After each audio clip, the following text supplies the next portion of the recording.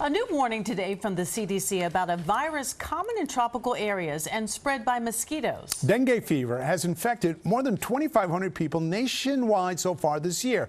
That is up more than 160 cases from the numbers we just reported yesterday. And the states with the most cases are Florida and right here in New York. But several dozen cases have also been reported in New Jersey and 6 cases in Connecticut. So what are the symptoms and how is dengue fever treated? Here's Eyewitness News reporter Glassberg. That mosquito bite will likely come with some itching, but the Centers for Disease Control now concerned about the threat of dengue fever. There are 3 times more cases in the U.S. so far this year than at the same point last year, and nearly 200 people in the tri-state area have become sick with the mosquito-borne virus.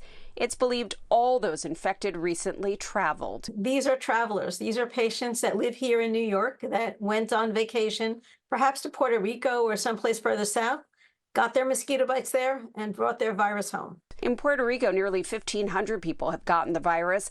Climate change may be a factor as warm weather mosquitoes with dengue are moving north. There are certain countries that have these mosquitoes, and they probably are increasing in number. I think there's not a lot of mosquito control in a lot of these countries. So you start to have a lot of mosquitoes that have it. And these mosquitoes actually can bite during the daytime as well as nighttime. Dr. Edward Liu of Hackensack Medical Center says dengue typically causes symptoms like fever, aches, pains, nausea, vomiting, a rash, and sometimes eye pain. Just like a lot of viral infections, we don't have a treatment. A lot of it is supportive care.